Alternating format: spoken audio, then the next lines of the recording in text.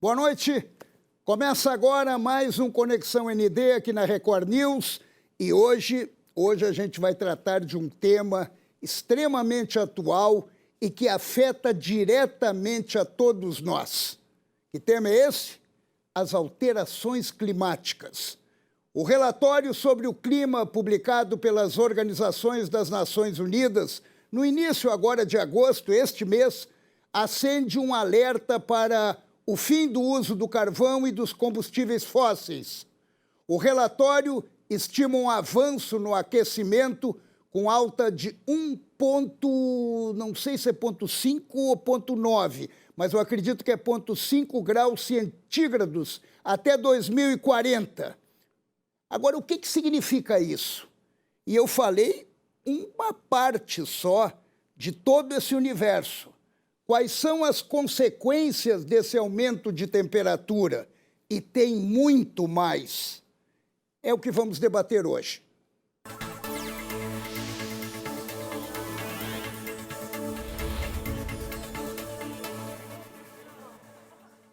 E para falar sobre esse assunto, eu estou tendo a honra de receber hoje o biólogo Paulo Horta.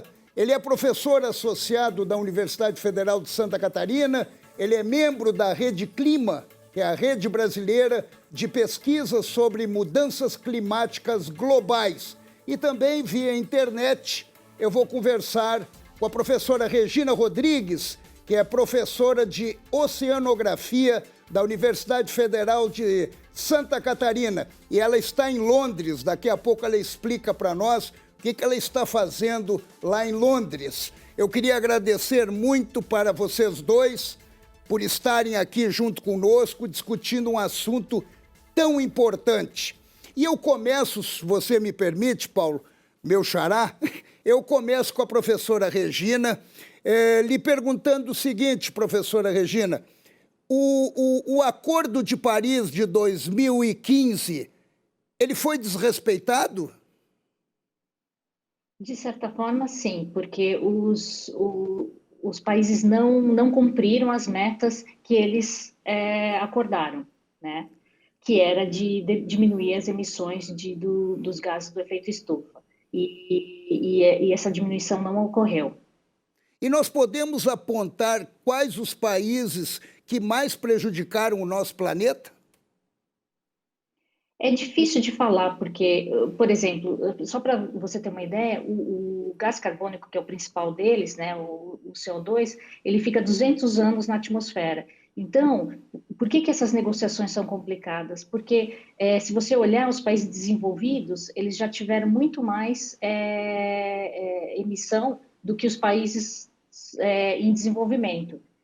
E esse carbono que nós estamos vendo e que está tendo esse efeito, vem lá da Revolução Industrial, desde a Revolução Industrial. Então, se você olhar desde lá, os países desenvolvidos têm mais responsabilidade por essas emissões, né? Mas hoje em dia, o país que emite mais é a China, por exemplo, né? E aí a Índia, o Brasil começaram a emitir mais também, né? Então, historicamente, são todos os países. Os países industrializados mais antigamente e agora os países em desenvolvimento também estão começando, né, com desenvolvimento, a emitir mais. Eu, só fazendo um parênteses, logo no início do programa eu falei que eu ia perguntar para a senhora qual o trabalho que a senhora está realizando aí em Londres. Uma curiosidade que todo mundo, de repente, está querendo saber. Na verdade, eu estou em Oxford, né? Eu estou fazendo um estágio pós-doutoral, né, como o pessoal fala, mas é uma licença sabática na Universidade de Oxford, na área de clima, né? Então, eu trabalho com o impacto dos oceanos no clima, né? E eu já fiz parte do relatório anterior do IPCC, não esse que foi lançado agora, mas um anterior, né? E eu estudo diretamente as implicações, né, desse aquecimento global, principalmente em extremos climáticos, né? Professora, a senhora falou a influência do clima nos oceanos. Esse relatório mostrou bem que a influência é uma influência bem negativa e com problemas, e nós temos uma costa enorme. e nós vivemos na costa do Brasil. O que isso significa? Então,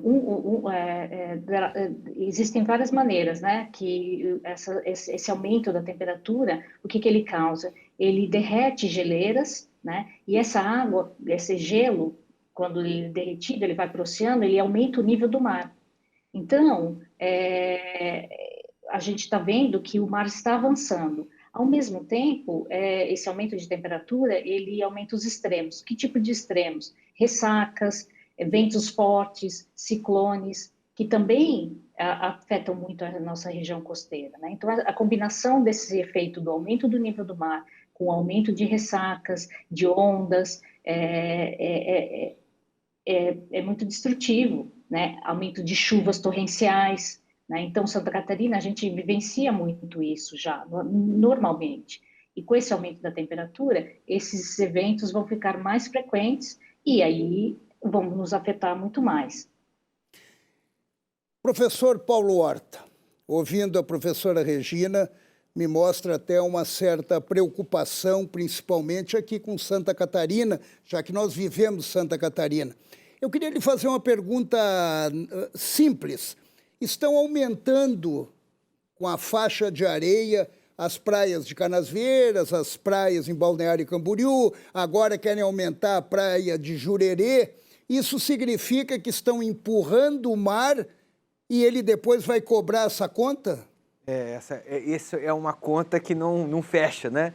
Essa é uma conta que não fecha. Primeiro, muito obrigado aí pelo convite. É um prazer rever a Regina de uma maneira bizarra, né? Distante, né, Regina? Se encontrar nos corredores, agora tem que se encontrar na telinha. Mas, sem dúvida nenhuma, o engordamento de praia é uma medida de adaptação às mudanças que estão acontecendo, ao processo de avanço do nível do mar, né? Dessa elevação que a Regina muito bem comentou. Agora, combinado com as mudanças nas correntes oceânicas, com a frequência e intensidade das tempestades, a gente está tendo que rever fortemente essa forma de intervenção, que é uma forma de intervenção secular, né? Mas que em tempos de mudanças climáticas é quase que jogar dinheiro fora, porque essas tempestades vão vir e vão levar areia, que é o que está acontecendo já em Canasvieiras, né? Os usuários daquela praia já identificam já um processo bastante grande desse processo erosivo, né? Que o mar vai levando, devagarzinho vai levando areia. A natureza cobrando o seu devido lugar. Porque eu acho que a gente tem que trabalhar a questão das fontes do problema. Ou seja, é de fato algo bastante complexo. Além daquilo que a Regina colocou, acho que é importante lembrarmos desses extremos de temperatura que a gente está vivenciando, né? As ondas de calor, que é o que a Regina muito bem faz, e o processo de acidificação do oceano. À medida que nós disponibilizamos dióxido de carbono para a atmosfera, ele vai diluindo lentamente na água do mar, que é um dos principais sorvedores desse gás. Se não fosse os oceanos, nós já estávamos bastante encrencados. Mas os oceanos estão absorvendo, ele tem grande capacidade de absorção. Só que à medida que ele faz isso, o pH da água vai ficando cada vez mais ácido, cada vez mais ácido.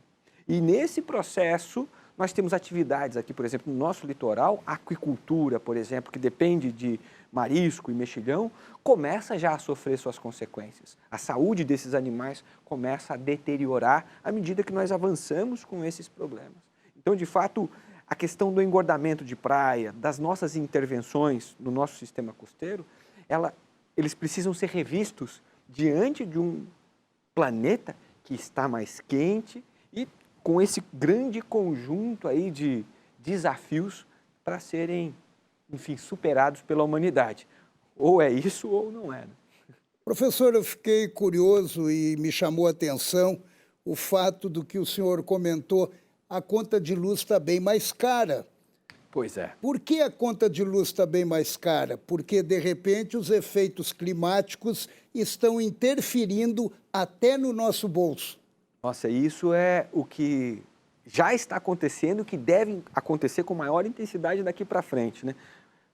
No caso da conta de luz, nós estamos observando estiagens cada vez mais frequentes e duradouras, né? Santa Catarina viveu uma estiagem dessa, a Lagoa do Peri ficou no seu limite do ponto de vista ambiental e do ponto de vista do abastecimento urbano. Agora, o centro do Brasil, o centro-oeste do Brasil, vive mais um desses grandes eventos de estiagem e já colocando em xeque o nosso sistema de geração de energia. E é interessante nós destacarmos esse ponto porque, além de encarecer a conta de luz, por conta do nosso modelo de produção de energia, ainda baseado em termoelétricas, esse sistema produz mais dióxido de carbono, porque nós tivemos que ligar as termoelétricas. E ao ligar as termoelétricas, estamos alimentando as mudanças climáticas, perpetuando um ciclo vicioso que acaba produzindo mais seca, por exemplo. E aí, daqui os próximos anos, a tendência, se nós não quebrarmos esse ciclo vicioso agora, com uma transição para uma matriz limpa, nós só devemos ter essa piora, a conta de luz cada vez mais cara. E imagina, se a conta de luz está mais cara, o supermercado fica mais caro, a vida do trabalhador fica mais difícil, né? A inflação começa a galopar, ou seja, não é um problema de cientista, né, Regina? Esse é um problema de todos nós. E era isso que eu queria perguntar para a Regina, pegando exatamente isso que o senhor acabou de expressar. A sensação que me passa, professora Regina, é que as pessoas não estão percebendo isso, ou de repente estão achando que está muito distante delas. É essa a sensação real? O que aconteceu é o seguinte, esse conhecimento a gente já tinha desde os anos 90, vamos dizer assim, né? Os cientistas. Mas quando a gente falava que o aumento global de temperatura é 1 grau e ponto, na verdade já está 1,1 grau, né? O aumento de 1,1 grau, e a previsão, como você disse no começo, como o senhor disse no começo do programa, para 1,5, né? Então as pessoas acham que isso é muito pouco, veja, porque de manhã cedo, às vezes aqui em Florianópolis está 14 graus e à tarde está 20. Aí a pessoa fala, bom, tem uma diferença de 6 graus, então um aumento de 1,5 não é nada, certo? Mas isso é a temperatura global, né? Então, tem uma dificuldade das pessoas entenderem que isso, na verdade, tem um efeito muito grande. Por quê? Porque esse aumento tem essas implicações todas que nós estamos falando, né? Aumenta os extremos. Esses extremos o quê? Seca. Então, aumenta a seca. Para o Brasil, isso é terrível. Por quê? Porque a nossa principal atividade econômica é a agricultura. Então, ela impacta a agricultura, que é a nossa principal atividade econômica, mas também é a produção dos nossos alimentos. Então, atinge a segurança alimentar do brasileiro. Aí, a nossa matriz energética é 65% hidrelétrica. Então, ela depende de água. Então, a seca vai impactar, que é o que está acontecendo agora, como o professor Paulo falou, né? Então, ela afeta a nossa segurança energética, né? E a segurança hídrica, porque, na verdade, é a própria água que a gente precisa do abastecimento, que o professor Paulo deu como exemplo, por exemplo, aqui em Florianópolis, a Lagoa do Peri. Então, o que acontece, por exemplo, na Santa Catarina e aqui em Floripa, né? Com as mudanças climáticas, esse aumento da temperatura, o cinturão da região tropical está se expandindo e esse novo clima está puxando mais para Santa Catarina. Então, por exemplo, a nossa água vem da Lagoa do Perina para a região sul e para o resto da ilha vem do continente, mas de rios. Nós não temos reservatório. Mas, no futuro, com essas mudanças climáticas, nós vamos ter que ter reservatórios, por exemplo. Não vamos poder mais depender só de água superficial de corpos naturais, né? Não sustenta mais. Então, o que vai acontecer? Essas mudanças já estão ocorrendo, já estão afetando a gente, certo? Então, para evitar que elas fiquem piores, a gente tem que diminuir a emissão dos gases, mas alguma dessas mudanças a gente já não pode frear mais. Então, o que a gente tem que fazer? Adaptar.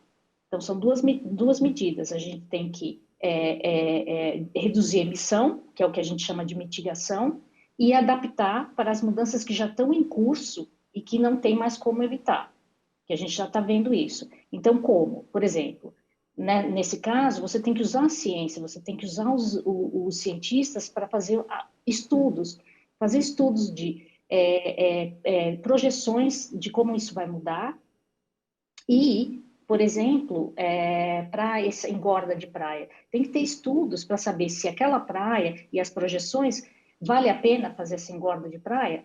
Então, para uma praia pode ser que seja, para uma parte da ilha, para outra não. Então, a gente tem que combinar esses estudos para guiar as políticas públicas. Senão, a gente vai estar jogando dinheiro fora. Além disso, a gente tem que colaborar para participar de uma transição para uma economia mais verde, que a gente chama, né? Os países do primeiro mundo já estão fazendo isso. Eu queria mostrar um detalhe para vocês, trazer para vocês, que talvez não esteja muito na mídia. Aqui é a França, a Alemanha, a Reino Unido, a Índia, todos esses países já anunciaram que não vão mais produzir carros a diesel e gasolina, só carros elétricos. Eles vão parar a produção em 2030, alguns já anunciaram para 2030, a França vai ser uma transição de 2030 para 40, alguns em 2040. Então, imagina que já está nesse nível aqui a conscientização de não emitir mais carbono, certo? E a queima de combustível fóssil em transporte é responsável por 70% dessa emissão. Professora, professora, exatamente em relação a isso, eu queria até trazer aqui para o professor Paulo Horta, e eu vou citar um exemplo. Eu tenho um carro a gasolina. Eu já, pela segunda vez, eu comprei pensando em adquirir um carro elétrico. Mas o carro elétrico está impossível de comprar, que ele é caríssimo. Ou seja, as autoridades, os governantes não estão colaborando, na minha sensação. Eles não estão colaborando, porque nesse momento eles tinham que facilitar a aquisição do carro elétrico para logo substituir. Ou seja, nós temos governantes que, na verdade, eles estão fazendo a política eleitoral e não a política pública, como a professora Regina falou, até no engordamento da praia. Tragam os cientistas para ver se compensa ou não. Acabam, como o senhor disse, jogando dinheiro fora. Como é que funciona isso? Como é que vocês trabalham com uma realidade que vocês veem e governantes caminhando para trás? Eu acho que falta muito esse diálogo, né, entre a academia, as universidades, os centros de pesquisa e o governo de plantão, independente do nível desse governo. Mas eu queria trazer alguns exemplos. Por exemplo, nesse momento, o Brasil está leiloando novos blocos de petróleo, são 92 blocos no 17º leilão. Ele está colocando investimento nas termoelétricas, que já existem, renovando o campo de termoelétricas que já existe, além de expandir termoelétricas para todo o interior e nordeste do Brasil, a gás natural, colocando gasoduto, etc. Tudo contra o relatório climático. Na contramão do clima. Ao fazer isso, é muito provável que o Brasil seja boicotado por colocar na contramão o planeta, porque nós somos um importante emissor. No ponto de vista histórico, como a Regina disse, não, mas sim, somos um importante emissor agora por conta dos usos da terra, desmatamento da Amazônia, que é bastante badalado, né? Mas o incêndio no Pantanal, também na Amazônia, tudo isso nos coloca no palco. Nós somos protagonistas. Nós podemos, por um lado,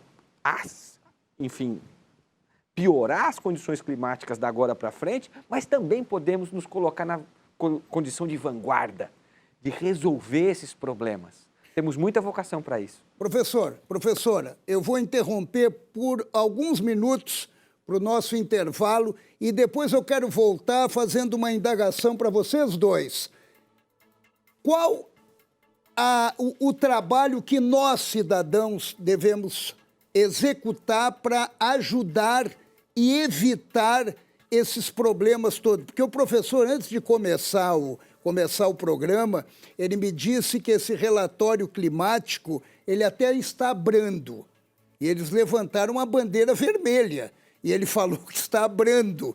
Então, isso me preocupa e me assusta ainda mais. A gente vai dar uma paradinha rápida. Vocês viram que o assunto é amplo, o assunto é importante e o assunto afeta a todos nós, a vida de todos nós. A gente já volta, é rapidinho.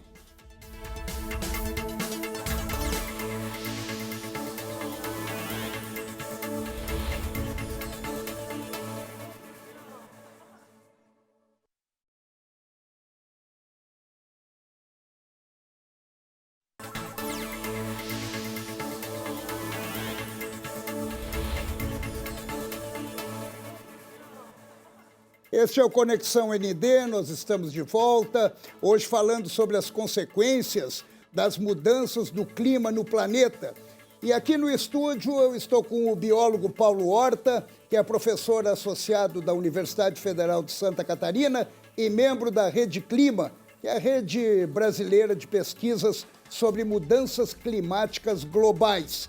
E via internet eu estou recebendo a professora Regina Rodrigues, que é professora de Oceanografia da Universidade Federal de Santa Catarina, e ela fala com a gente direto de Londres, ou melhor, de Oxford. Ela já nos corrigiu aqui que ela está em Oxford. Agora, eu volto à pergunta antes do intervalo que eu fiz para vocês. E como nós somos cavalheiros, né, Paulo? Nós vamos levar para a professora Regina essa pergunta. Ladies first.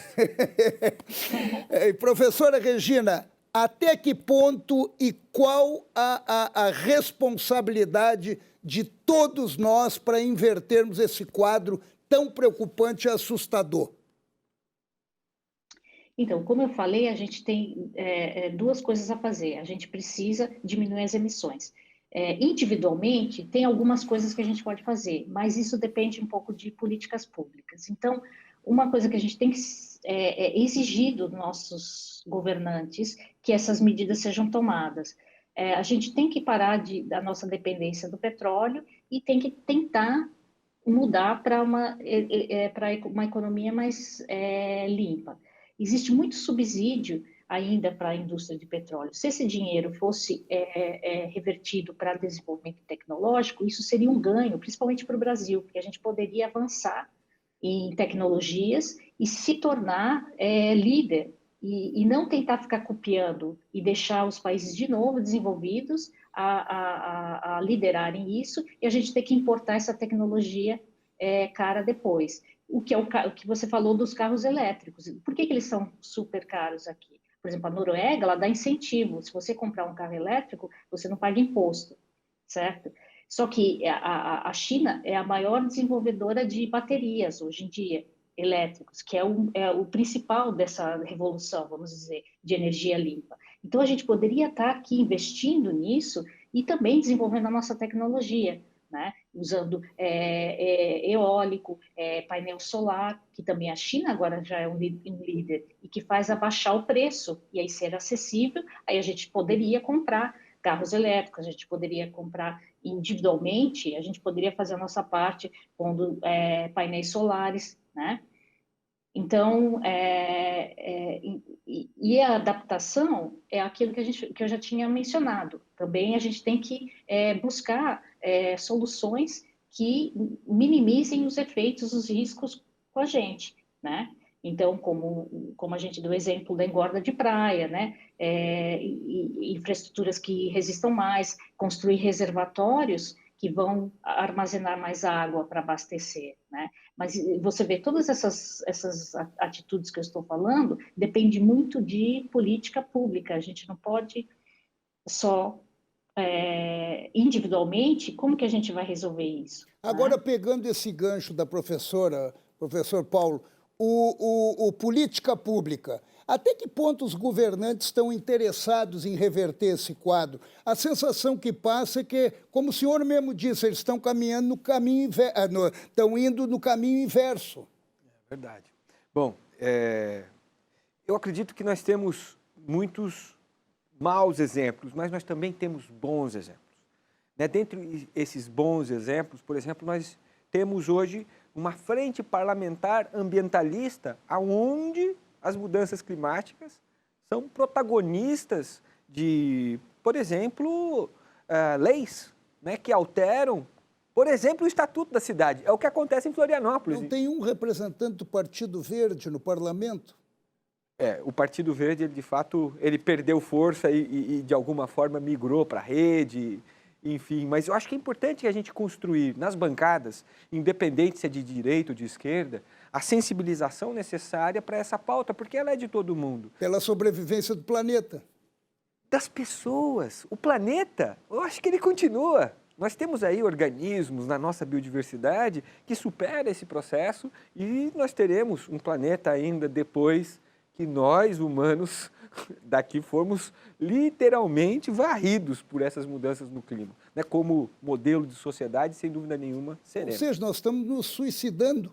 Como sociedade, parece que sim, é um movimento inexplicável. Por quê? Já fazem... Bom, eu estive na Eco 92, eu era um jovem ativista que era na Rio 92, né, lá no Rio de Janeiro, me acorrentei, etc. E nada, ou seja, da minha história, eu pude vivenciar o quão difícil é mudar o sistema por dentro. Né? Mas nós temos que continuar existindo. Eu acredito que o sofrimento que as pessoas estão vivendo com a pandemia, o sofrimento que as pessoas viveram com a falta d'água, em todo o Brasil. Agora não é mais só aquele problema que tinha na região do Nordeste, onde existiam campanhas para, enfim, alimentação, para distribuição de cestas básicas, etc. Agora é no Brasil inteiro. E, sem dúvida nenhuma, as mudanças climáticas deixam de ser um problema de cientista e passa a ser um problema de política pública, né, que precisa colocar esse conjunto de ações necessárias para adaptação no quadro jurídico e na execução de medidas. Por exemplo, nós temos que pensar muito nas frações mais vulneráveis, porque são elas que estão sofrendo primeiro. Aquelas pessoas que moram em áreas de risco, por exemplo, que podem ter escorregamento de terra e infelizmente, produzir grandes catástrofes, como nós já vivenciamos, precisam ser... Esse diálogo precisa ter com a comunidade. Áreas onde está havendo alagamento, nós precisamos dialogar com essas comunidades, ou onde a praia está desaparecendo, como acontece no Morro das Pedras, por exemplo.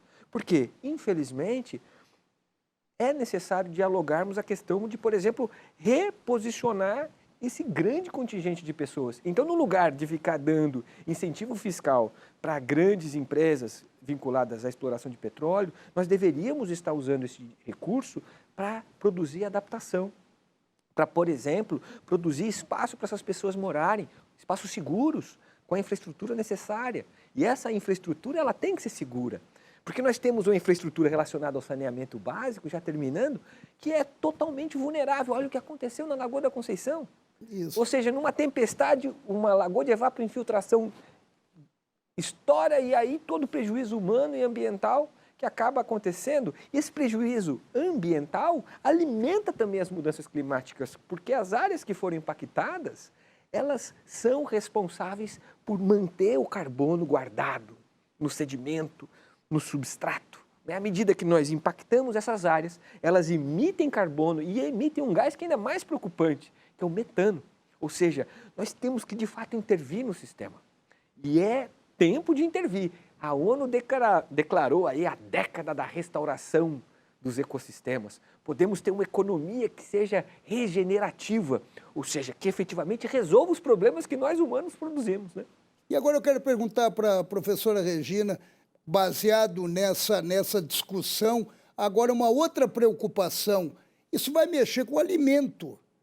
Por exemplo, a senhora falou na agricultura, nós somos um celeiro para o mundo, o agronegócio é fortíssimo. De repente, aqui em Santa Catarina, o sofrimento no norte do estado, que não está no norte do estado, no oeste do estado, onde se concentra uma das maiores economias do estado, de Santa Catarina, que não está chovendo. Nós vemos ali no nosso país também problemas que podem ocasionar até uma mudança completa de plantações, tendo que migrar, e isso é gravíssimo também.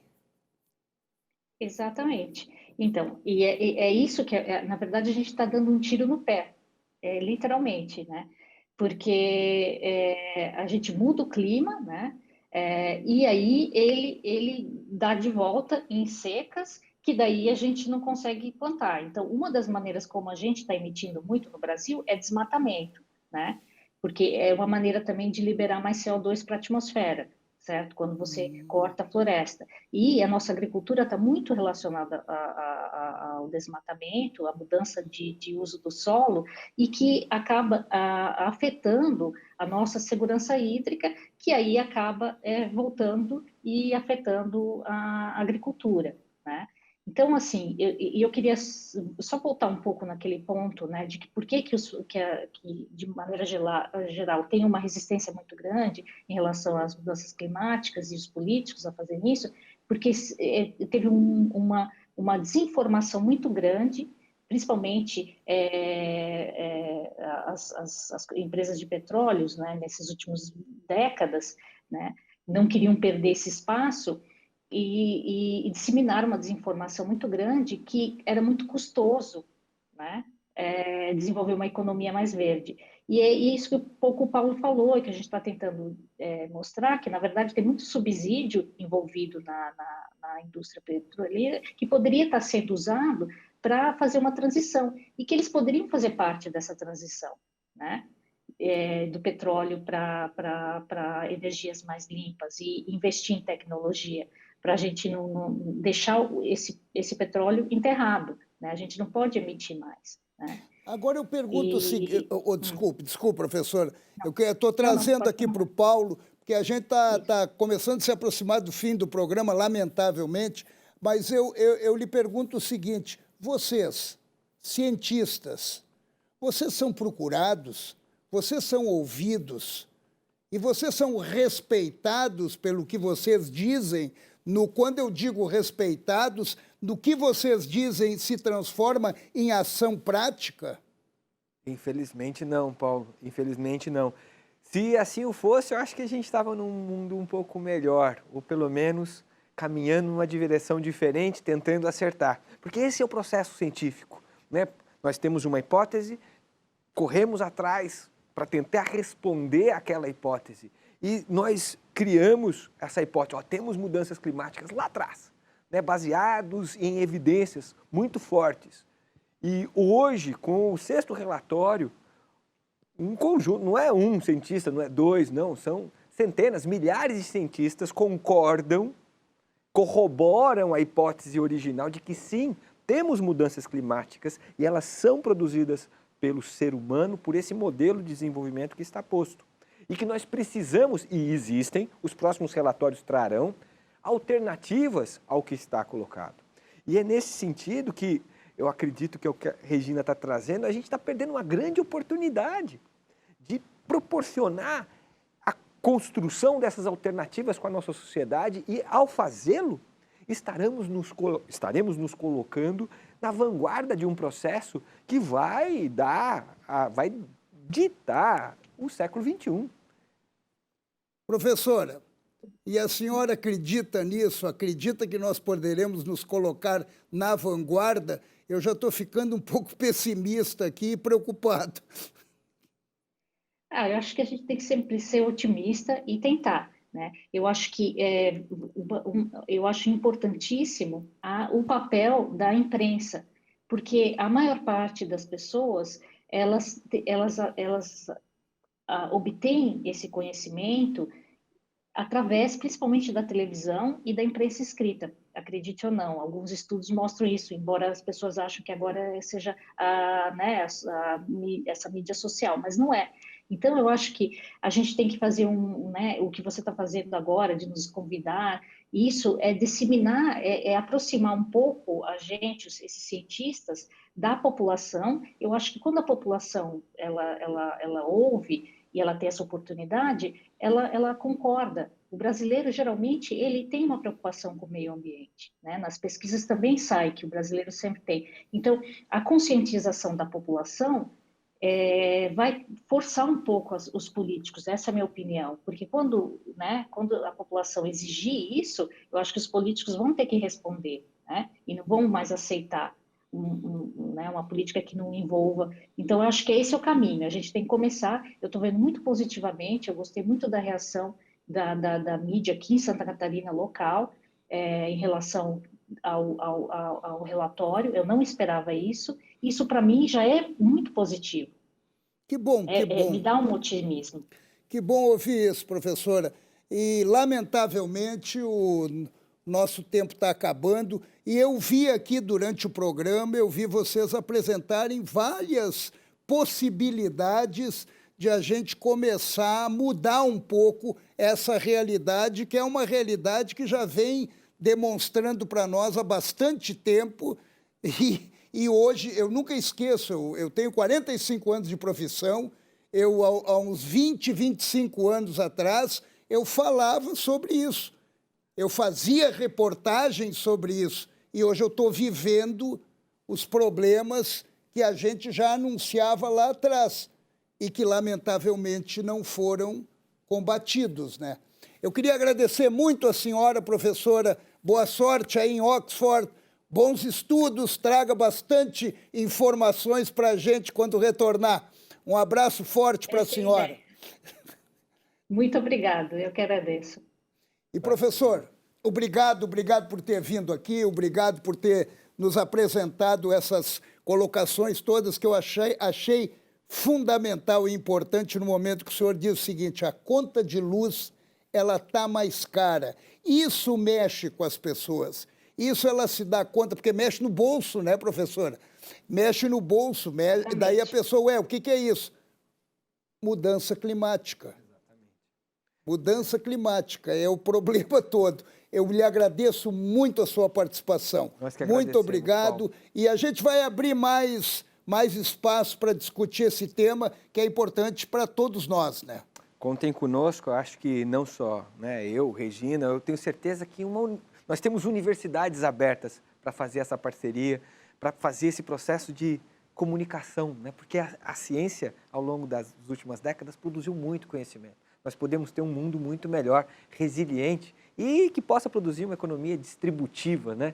Vamos em frente. Muito obrigado pela oportunidade. Obrigado a vocês dois e obrigado a você que nos acompanhou até aqui em mais um Conexão ND, num tema extremamente importante que vai voltar à pauta do Conexão aqui na Record News. Obrigado, até terça-feira que vem. Um beijo.